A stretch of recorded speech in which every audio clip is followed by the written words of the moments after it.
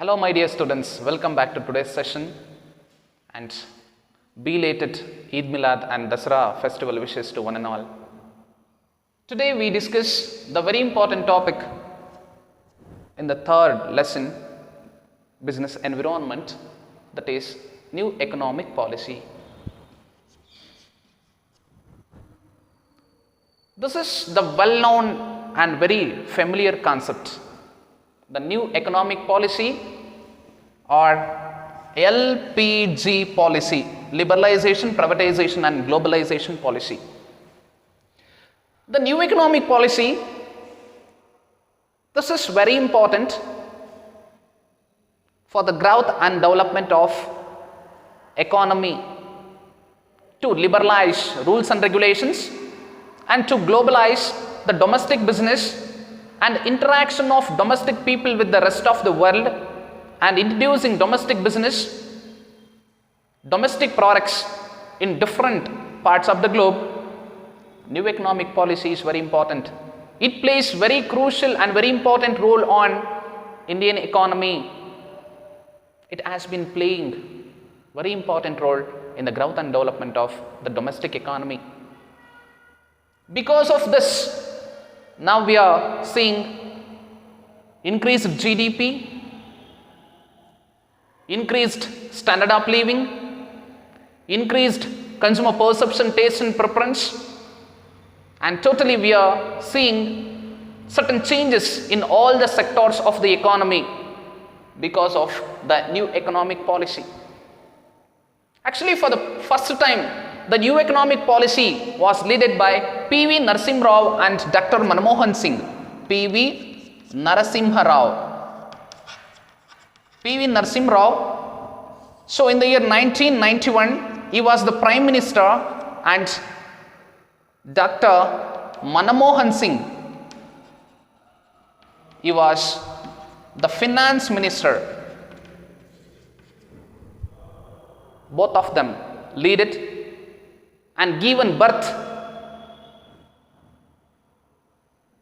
to new economic policy in the year 1991, and it was implemented in the year 1991, 24th July.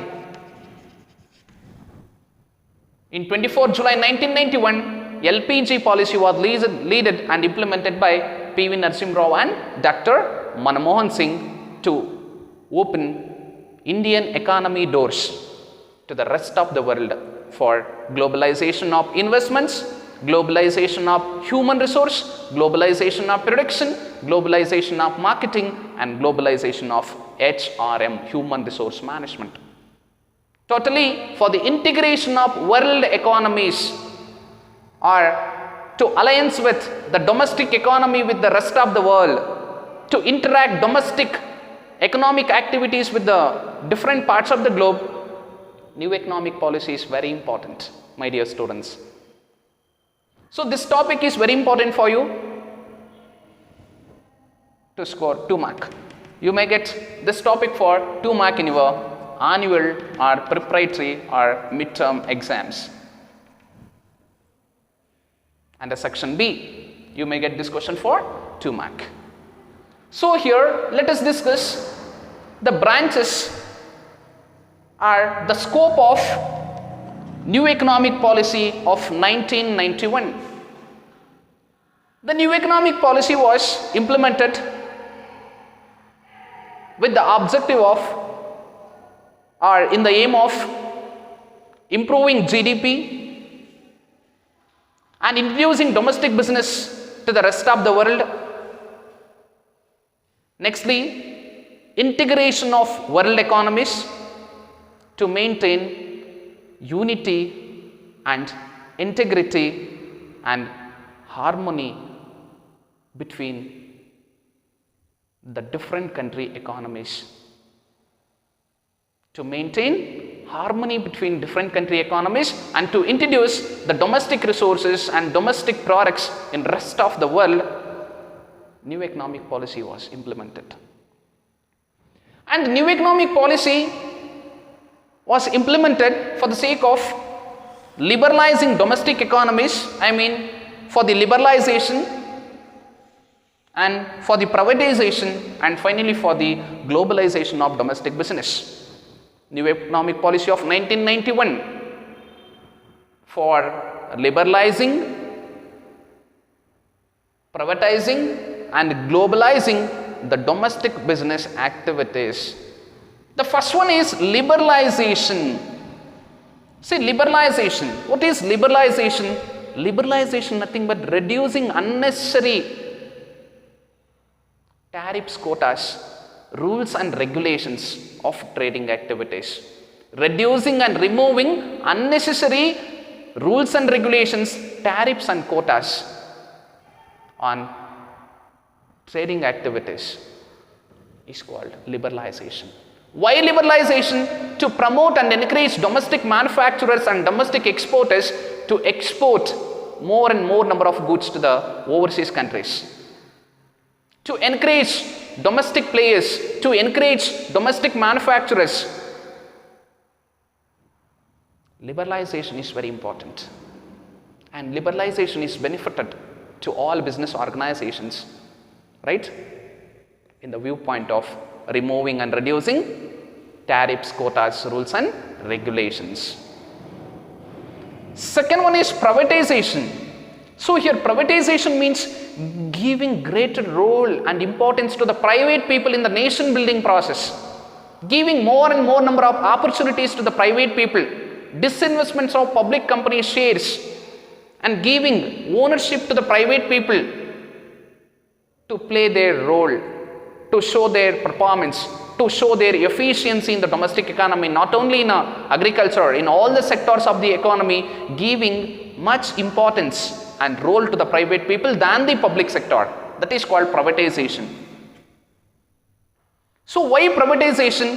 For the proper utilization of available resources in the country, to produce productivity, in-time accomplishment of projects, appropriate and maximum utilization of resources, right? Privatization is very important. Means, here privatization means giving greater role and importance to the private people in the nation building process, or giving greater role and opportunities to the private people in all the sectors of the economy. To prove and increase productivity is called privatization. And what are the objectives of privatization? The first one is optimum utilization of resources, to create more and more job opportunities, and to increase standard of living and per capita income, and to increase GDP. And finally, to increase productivity, and the last one is in or on time accomplishment of project works. Privatization is very important. And the last one is globalization. Globalization or globalization. So here globalization means integration of world economies.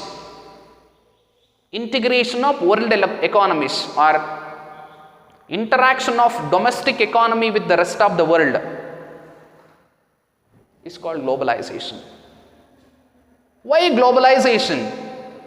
For globalization of marketing purpose, for globalization of production purpose, for the globalization of human resource management, for the globalization of marketing, for the globalization of technology, globalization of investments. So these are the objectives of globalization, or the perspective of globalization. Integration of world economies through marketing, investments, HRM, production and technology. That is called globalization, right? These three are very important for the growth and development of each and every country's economy. There are certain reasons behind liberalization, privatization and globalization, and totally there are certain reasons behind the implementation of new economic policy. There is a hidden secret. That is, no one country is self-sufficient in this world. No one country is self-sufficient in this world. Each and every country must go for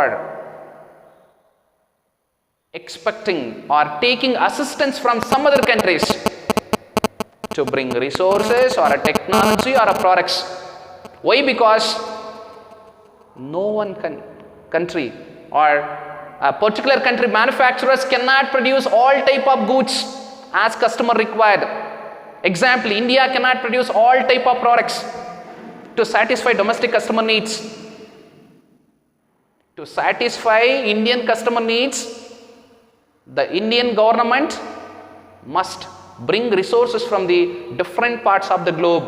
Why? Because in India, right, we face certain problems with respect to technology, right? So India is very rich and richest country in resources, but with respect to the utilization, with respect to technology, right, we cannot expect sophisticated technology in India,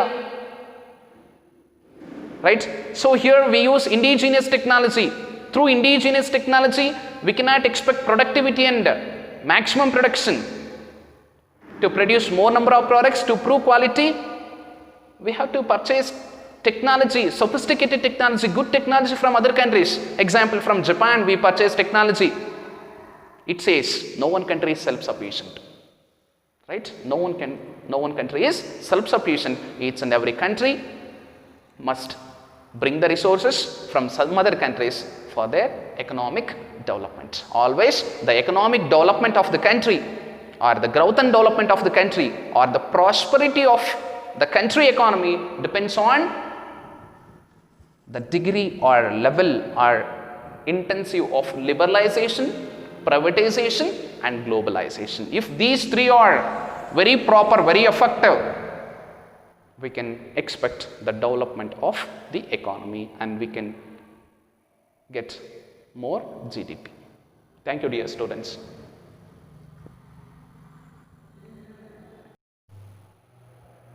Students, you may get these topics for 2 marks. The first one is liberalization. The question, what is liberalization? You may get this in examination. What is liberalization? Liberalization refers to removing or reducing unnecessary rules and regulations, tariffs, quotas and taxes on tradings. Taxes on tradings is called liberalization, or very short meaning.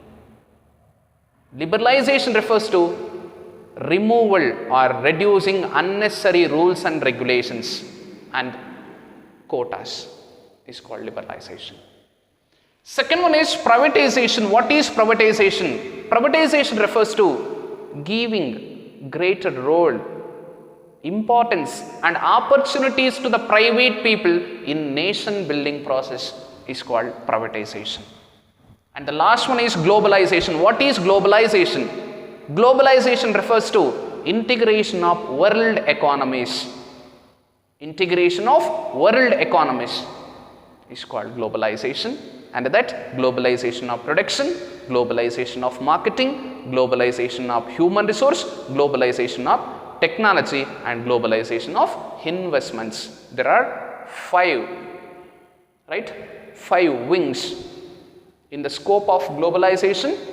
In the perspective of globalization, there are 5 objectives, are the 5 wings. One is globalization of production, marketing, human resource, technology and investments, right? This is only for 2 marks.